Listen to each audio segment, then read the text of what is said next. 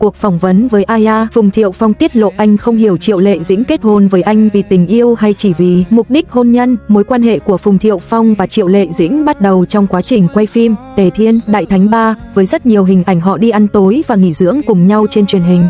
Khi họ tái hợp trong Minh Lan chuyện tình giữa Minh Lan và Cố Nhị Dã đã thu hút khán giả cả trong lẫn ngoài màn ảnh. Tận dụng sự nổi tiếng này, Phùng Thiệu Phong và Triệu Lệ Dĩnh đã công khai mối quan hệ và ngay sau đó, họ tuyên bố kết hôn. Tin tức này khiến nhiều cư dân mạng sửng sốt, họ tròn mắt kinh ngạc.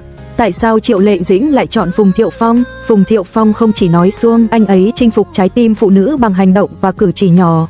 Trong một chương trình, Phùng Thiệu Phong đã giao tiếp bằng mắt với một người phụ nữ, giữ khoảng cách và nhìn cô ấy với ánh mắt trìu mến.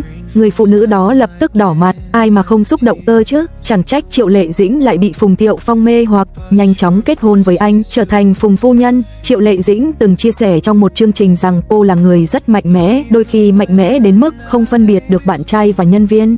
Liệu điều này có liên quan đến lý do ly hôn sau này của họ?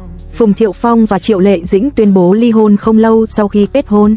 Lý do chính thức được đưa ra là vì họ đã xa nhau quá lâu. Một tuyên bố đã bị nhiều cư dân mạng đặt câu hỏi. Trong một chương trình, Phùng Thiệu Phong xuất hiện cùng mẹ, rõ ràng mẹ anh cũng là một người rất cứng